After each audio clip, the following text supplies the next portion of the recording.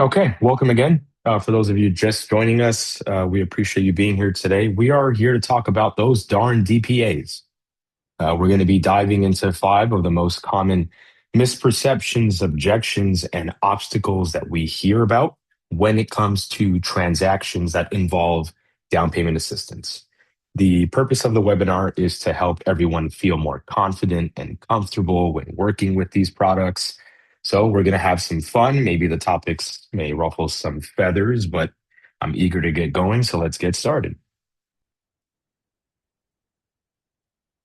My name's Will Medina, part of our DPR team. We also have with us today Keith Futrell, one of our DPA program specialists, Tracy Hacker, our customer success manager, and Lori Johnson, our customer success specialist.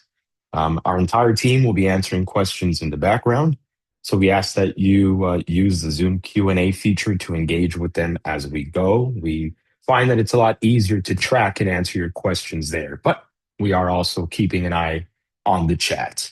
And before we get started, just a quick note, today's recording will be shared with everyone. So today we're going to kick things off with a brief overview of the current state of down payment assistance programs. From there, we'll be diving into the perceptions and misperceptions surrounding these programs. Specifically, we'll be tackling the five most common obstacles and objections that we hear when it comes to working with these programs.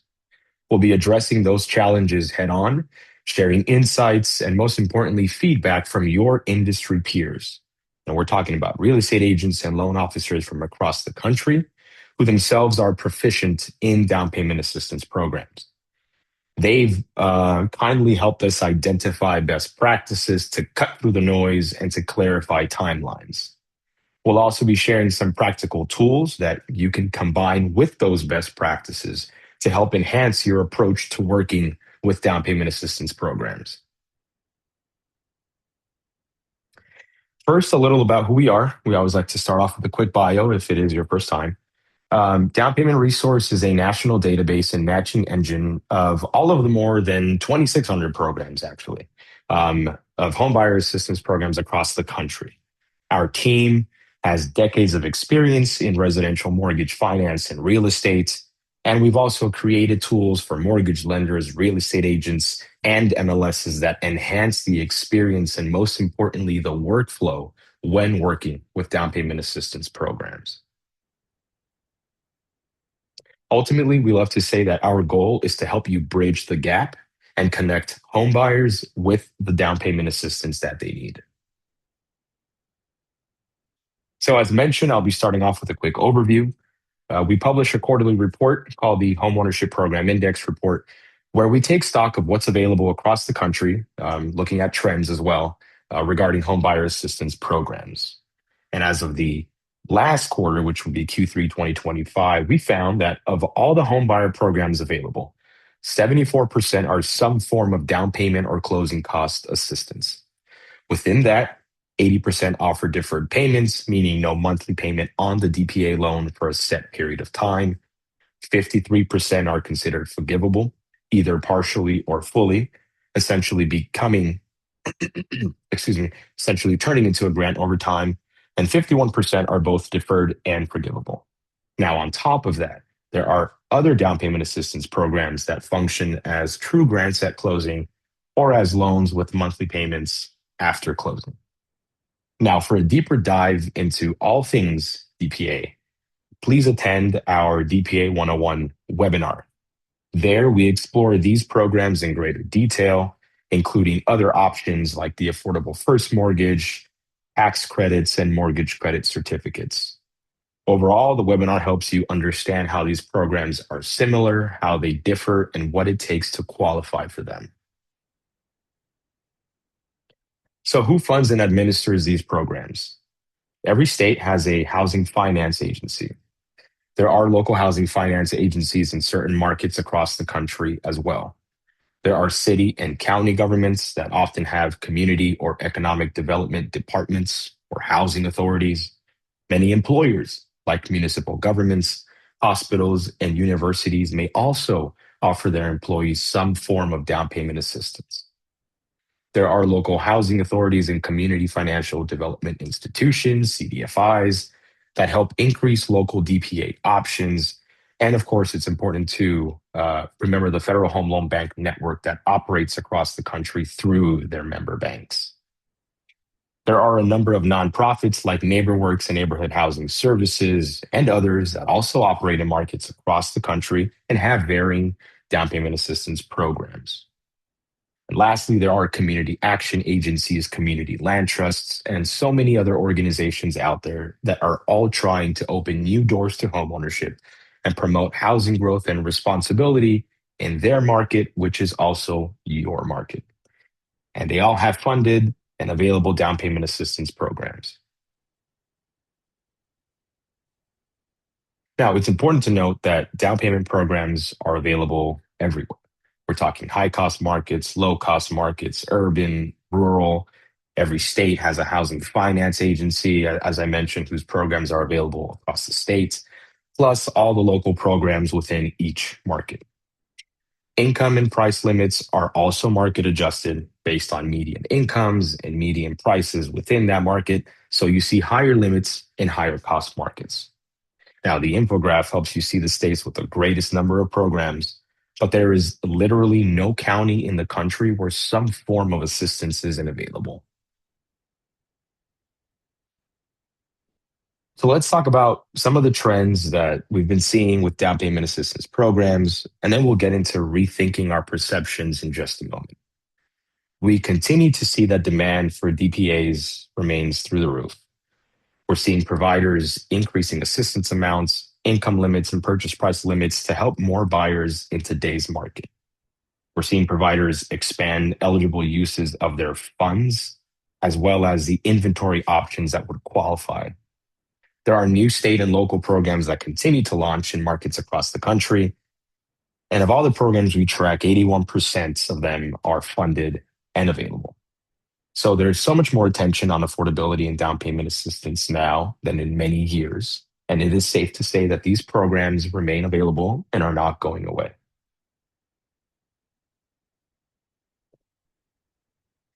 So I know I briefly touched on our homeownership program index report, but here we have further breakdown. And again, for those not familiar, the homeownership program index report is published quarterly and offers a snapshot of trends. Now, over the past few years, we've observed a net increase in the number of programs that are hitting markets across the country. And the report has also shown that approximately 40% of programs have no first time home buyer requirements. 40% allow manufactured homes, 35% allow for the purchase of a multifamily 2 to 4 unit residential property. Of course, the caveat being that one of those units must be owner occupied. 25% are available statewide. Most of the rest of the programs we'd consider local. And approximately 400 programs offer extra incentives for military service, profession, and so much more. So now let's talk about down payment assistance. These are some of the common things that we hear, especially from the lender perspective, but we'll be considering lenders and real estate agents together as we move forward. To begin, we hear that down payment assistance programs add unnecessary cost, there's no margin, so that then makes them unprofitable to originate. That DPAs may add a layer of post closing complexity and some form of risk. Again, from the lender perspective, we're talking getting loans off the books, sold, and then off to a servicer, the life cycle of a loan, so to speak. That DPA training is potentially hard to implement, right? There are adoption questions. They feel our loan officer is going to originate these programs if we, dedicate time to them. Will closing timelines be delayed because we've paired a DPA with this transaction? And most importantly, will the program run out of money after I start the loan application? Taking all of this into account, in the end, what we are essentially hearing from many in real estate and finance is that we love the concept of down payment assistance, but we struggle with the logistics and the economics of these programs. So that's why we're here today, to help combat some of these same perceptions. We're here to essentially rethink our approach to and our understanding of down payment assistance programs. And just as a little nugget, we're going to give you millions of reasons, right, to rethink of working with DPAs. But first, let's outline the five most common objections or misperceptions we hear about DPAs. The way this will work is we are going to acknowledge and discuss what the issue is, whether real or perceived, and then we're going to talk through solutions to these issues and or debunk some of them. So first, we'll look at inventory. We know inventory remains tight in some markets. This is real, but there are creative ways of unlocking additional inventory options to serve home buyers. There's confusion about down payment requirements. Too many aspiring buyers still believe that 20% down is a requirement. They're unaware of low down payment, first mortgage options, or even down payment assistance programs, which then leads them to give up on the idea of homeownership. We know over the past few years, many sellers or potentially the listing agents representing them themselves feel apprehensive about accepting contract offers from buyers that may be using down payment assistance. So we're going to talk through that issue, then address it and deal with that kind of misguided apprehension. Another concern that's been around for many years is the misperception that all DPAs inherently extend or prolong or even delay the purchase transaction. And lastly, and perhaps most importantly, one of the biggest problems out there is the lack of productive and fruitful agent loan officer partnerships. So we'll talk about the challenges that we hear from real estate agents and how loan officers can step in and help. Our approach, again, will be to present the issue, acknowledge and understand it, then present the solutions. These solutions are what we've heard from your peers, real estate agents, and loan officers from across the country who have weighed in. This stuff is not made up, it is all curated from them. Now, with that, let's dive into the inventory issue first and get started. So, when we talk about the inventory story, we know that supply varies, right? In some markets, supply is above pre pandemic levels, while it may still be below in others. Interest rates remain elevated, which can suppress demand despite enormous interest in homeownership.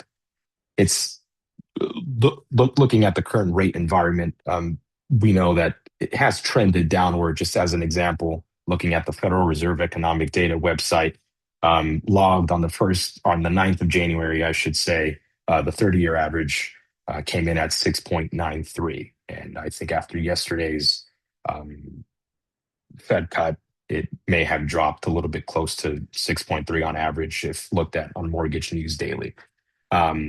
Demand factors, many buyers are still competing for the same properties and have been for several years now.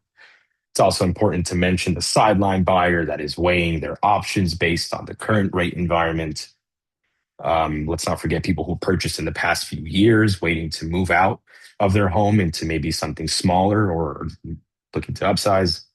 And then as of late, we've been hearing that sellers are delisting their properties, which of course would constrain supply for a certain period of time, depending how long it's off the market. And we are seeing prices soften somewhat or even tighten, obviously, depending on the market. So with all of this in mind, what can be done? So we can consider alternatives to the open market. And what we mean by that is agency-owned or municipal-owned properties and land trusts that can be combined with down payment assistance programs. This can lead to affordable options for some first-time home buyers. You've got many local housing agencies or municipalities around the country that purchase and repair blighted homes, as an example, only to bring them back to market at or below cost, or even develop new properties that are meant to be affordable. There are also homes that need minor repairs that may give buyers the opportunity to compete and to afford a home that they can, make their own. And just to be clear, we aren't referring to, this gigantic hole in the roof, but those homes that maybe don't get snatched up in the first week or two that perhaps need a little bit TLC.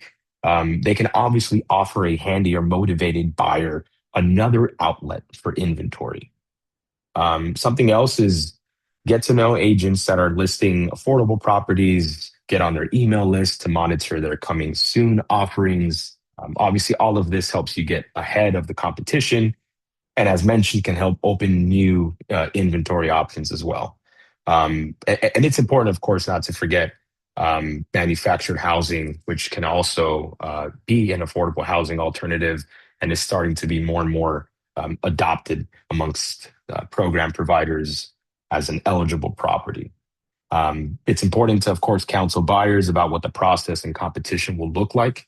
Make sure they get pre-approved and probably take their home buyer education course much earlier in the process. It also helps to partner with a housing counselor to help incubate, right, create that pipeline and prepare new buyers. As mentioned, they can build a bigger and stronger pipeline over time.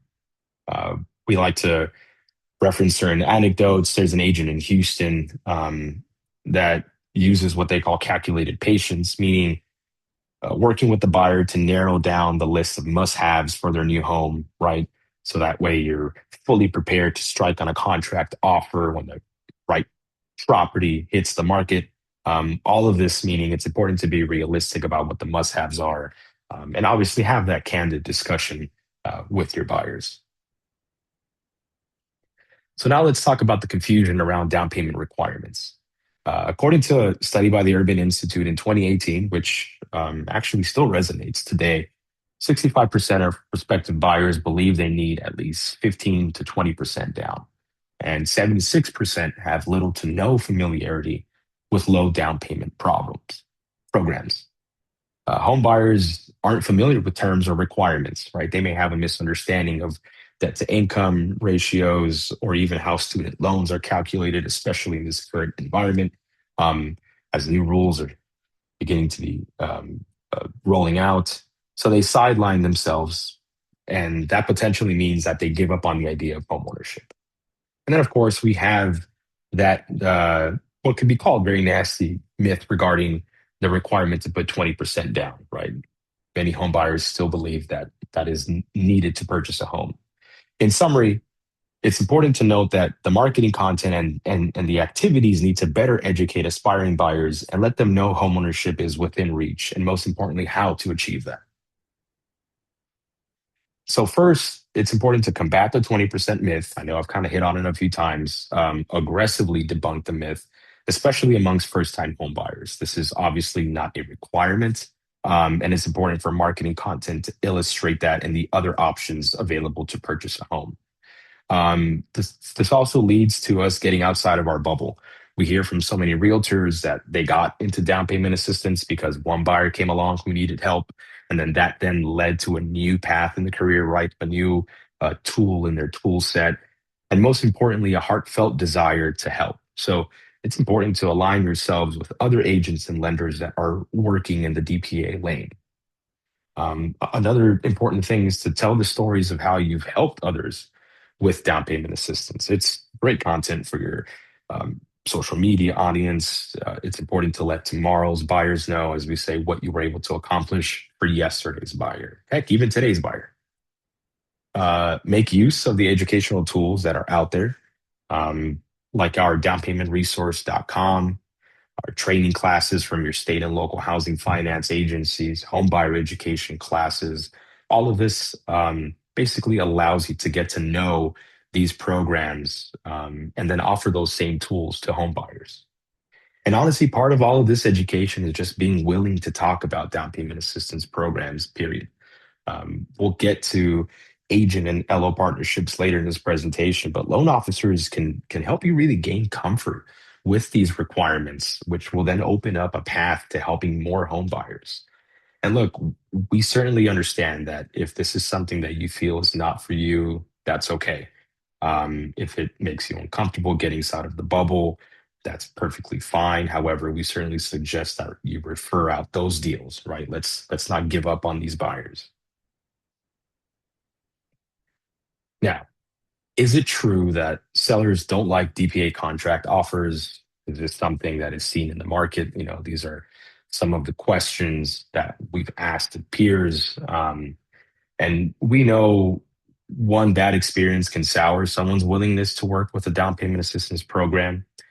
Potentially, the seller or more likely the listing agent representing them may have a misapprehension or may misunderstand the DPA program, or as mentioned, associates one bad experience with all DPAs broadly. It's important to remember that as we're counseling our sellers, it's important to help frame the value of down payment assistance appropriately, right? Are they getting their closing costs covered by the DPA programs? If so, agents, let's help frame that value to the seller, more money in their pocket. We also know that sellers and again, their agents want certainty and fear delays. And sometimes, again, we'll associate a DPA program with a lack of certainty and therefore a potential for a risk of delay. So, what can be done? It's important to leverage the experience and expertise of loan officer partners. They are equipped to help set expectations with even the seller and their agent potentially. We talked about leveraging the value that down payment assistance brings to the transaction, right? It can be framed as, hey, the buyer doesn't need to ask for closing costs from you because they have a DPA in place. So you'll be netting more from this transaction. I mean, that's kind of the definition of the value add, one would say. And it's important to provide assurance that the deal will get done, and most importantly, done in a timely manner, right? According to what's been stipulated in the contract. That also means that you need to know the guidelines and the timelines for the program you're using for your client, right? This gets back to the educational piece, educating ourselves and our borrowers on what is needed up front, so that there is no need to fear delay. It's also important to ensure that the consumer is on the same page as you, right? They should also understand what is needed up front so that they themselves remain invested in keeping their home purchase transaction on the right track. We also keep hearing from realtors around the country, real estate agents around the country, don't disclose more than you have to, right? Put in the contract what state law requires, but if you don't need to disclose the source of funds for DPA, then don't. And remember to ask a loan officer who does a lot of down payment assistance well, and they will tell you that a DPA buyer who is qualified is still a qualified buyer. So up next, we're going to look at what is a huge misperception of DPAs, which is that they extend the transaction. Anything, to be honest, during the loan process can cause a delay, right? Not just the DPA. Perhaps the loan officer didn't fully investigate cash to close up front, or maybe the DPA was added later in the process. Sometimes when a DPA is added later, people forget about the homebuyer education class that has to be completed, or sometimes the DPA may require that the borrower meet with one of their counselors or perform or participate in some form of intake process.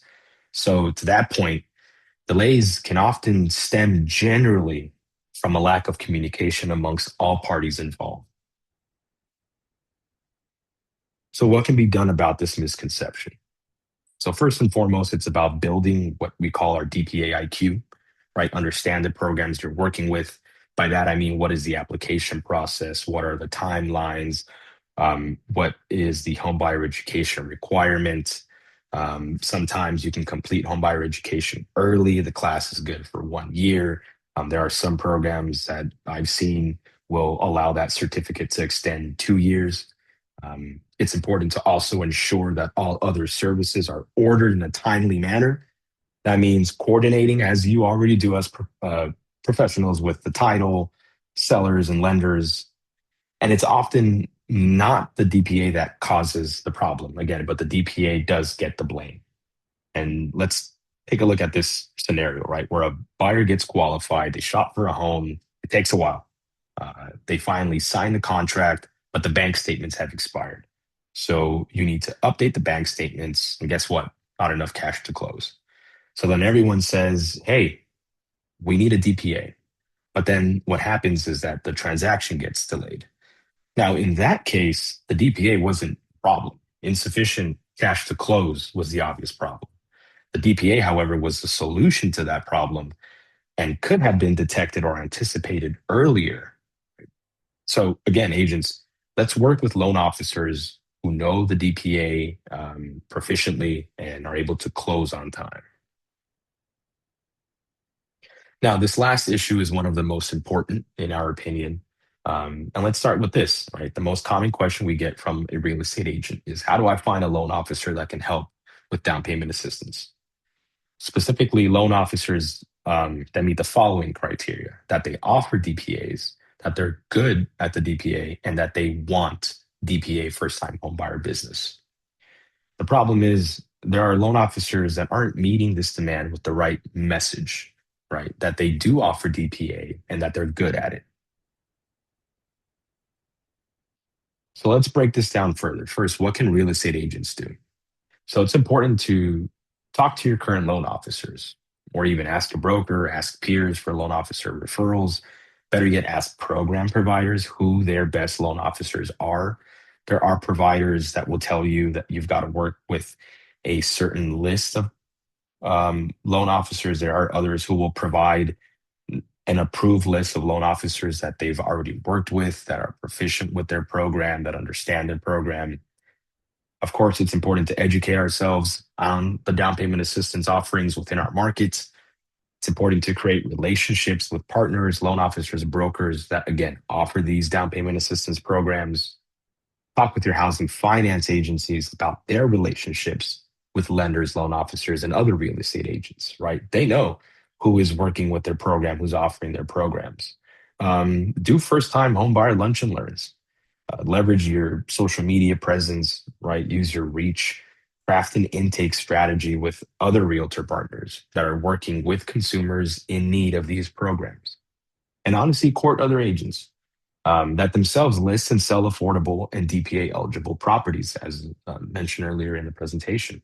They may have great loan officer connections and also insights into some of that inventory that we talked about earlier. So now what can loan officers do better? Well, they can continue to grow their DPA expertise, right? Work with their product development staff to get access to the programs that they may need and that the agent partners and that their homebuyer clients need. Host teaching and network activities, lunch and learns with local agents and brokerages to discuss your DPA offerings. Get boots on the ground in your community. Get active with local unions, employers, organizations. Also leverage social media, right? Be online where your agents are working, talking about the DPA that you're proficient in or the experience that you have with those programs. And definitely make sure that you have an intake strategy for those new DPA buyers and your new agent partners. And most importantly, broadcast all of this to agents, right? They need to know that you are the local DPA expert ready to help. So to recap, make sure that you explore creative inventory alternatives, that you remind prospective home buyers that they do not need 20% down to purchase a home. Continue to leverage the value that a DPA brings to the transaction. Set buyer expectations early on, and work actively to create these effective and innovative agent loan officer partnerships. Now, if you remember at the beginning, we mentioned we'd give you millions of reasons to reconsider any objections you might have or even apprehensions about down payment assistance programs. So, did you know that 33% of all declined loans are salvageable with the use of DPA? Now, that includes loans declined for cash to close, but also for qualifying ratio issues. Now, DPA can't solve credit or employment or property issues, but tons of declined loans could be saved if a DPA were identified to help with cash to close or even DTI ratios. And when a DPA is applied to those declined loans, we find an average of about 6% reduction in loan to value.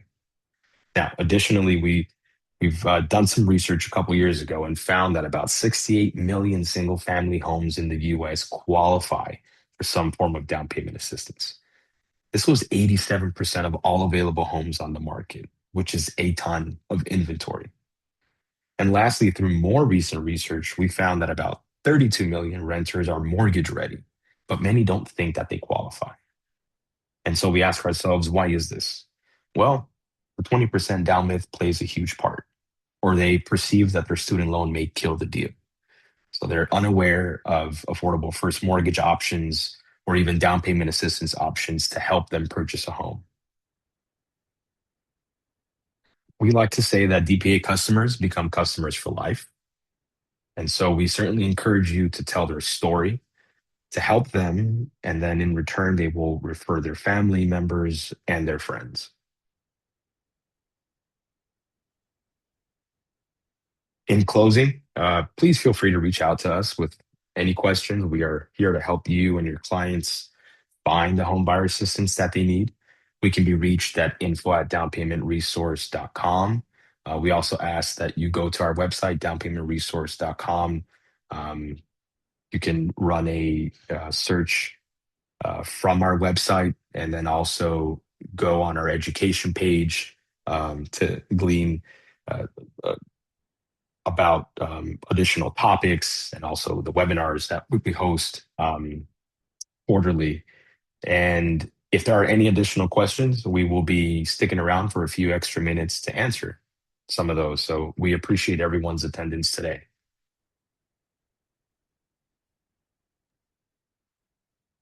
Hey, well, this is Tracy.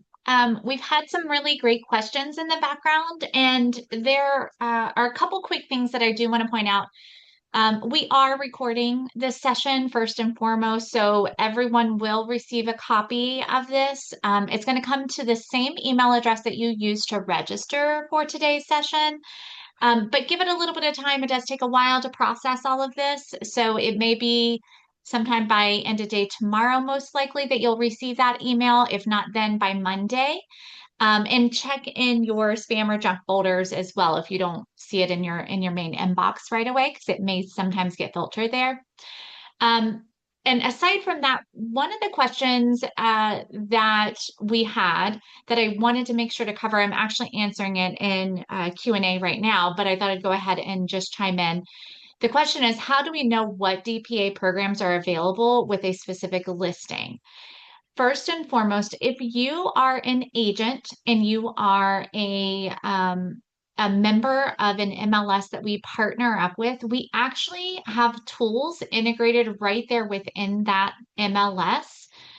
Um, so make sure to check on that first, because if so, you'll be able to see right within the listing if DPAs are available, and you can click on that and you can see what DPAs, how many, what that maximum assistance amount is for that location and things like that. So you'll be able to find all of that information.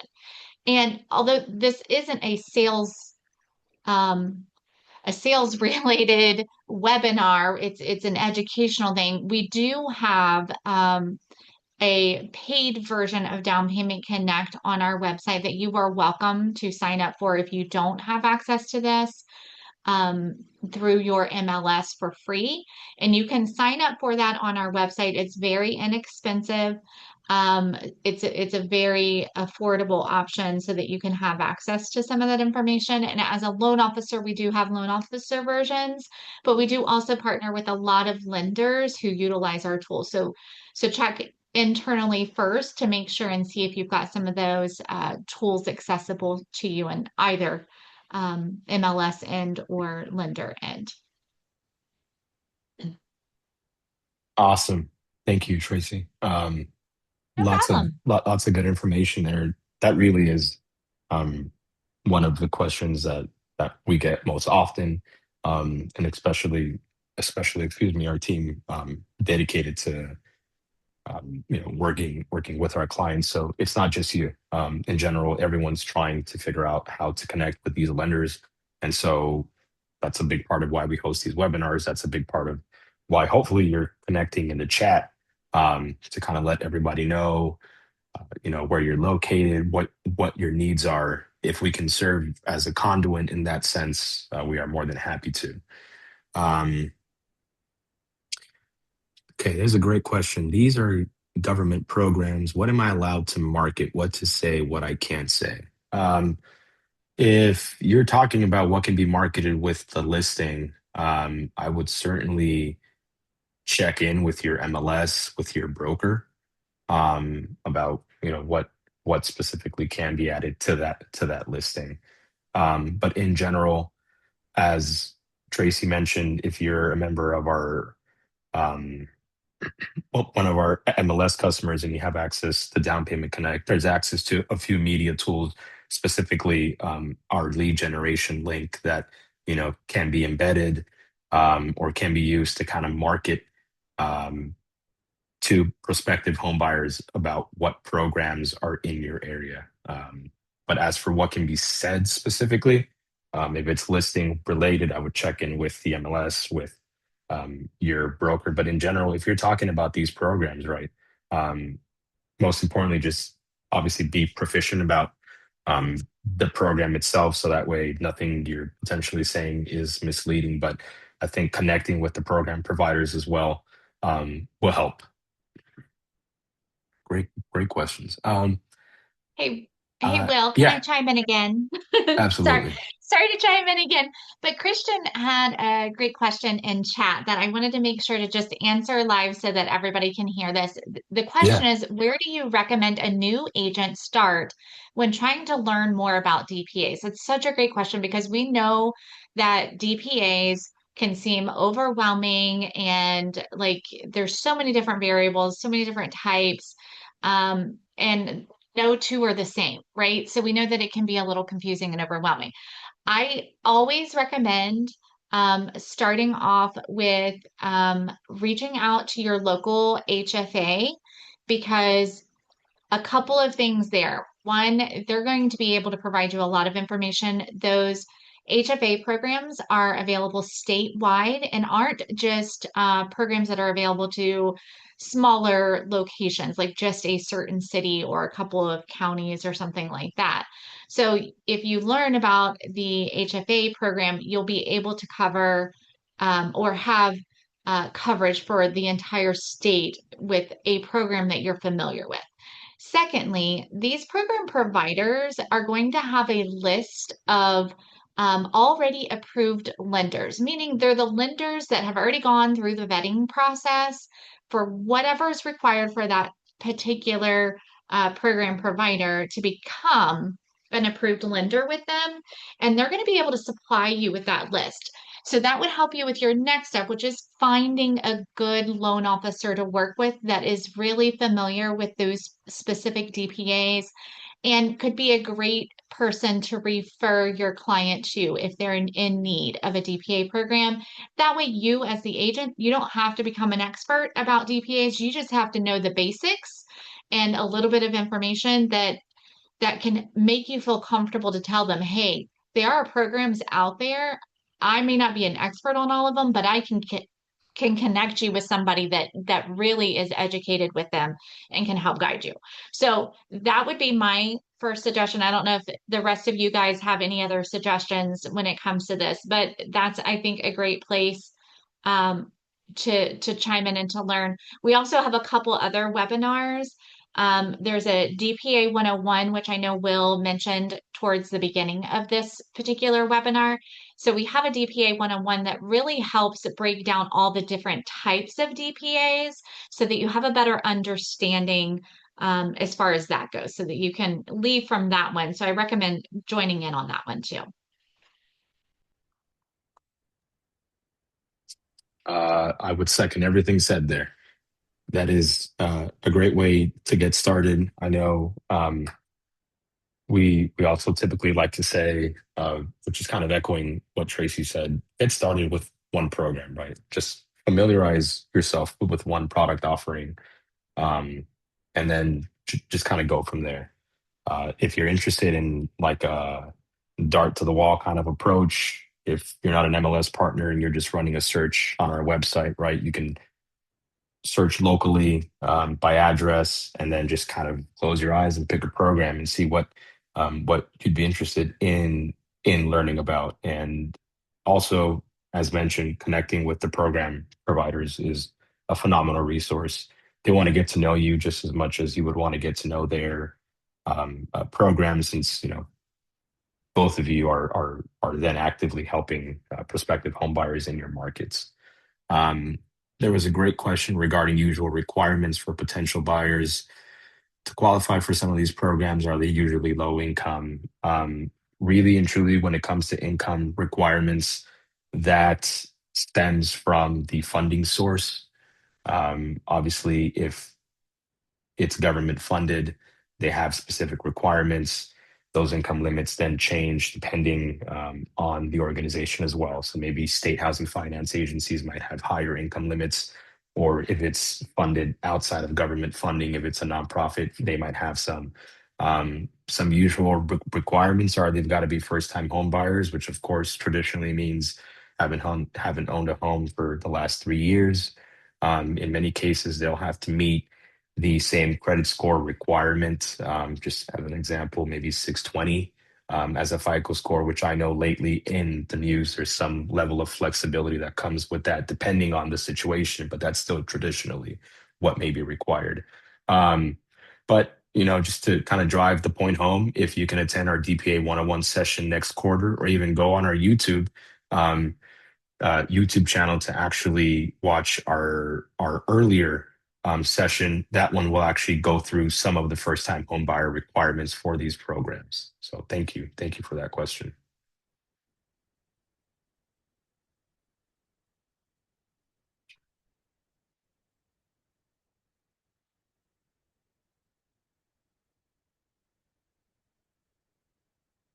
Okay, so I can see our team and our attendees all actively chatting. Um, Again, just in closing, we are always grateful to have you all in attendance. We really enjoy putting on these webinars, which is why we do them quarterly. Um, Believe it or not, things change at a rapid pace when it comes to home buyer assistance programs. So we're always trying to bring you the most recent information. Again, sign up for our webinars moving forward. Believe there might be one more, and then there's a few more starting at the beginning of the quarter of next year. But regardless, it's always a pleasure to be here with you, and we wish you great success as you wrap up the year. And we look forward to being with you in 2026. So thank you, everyone.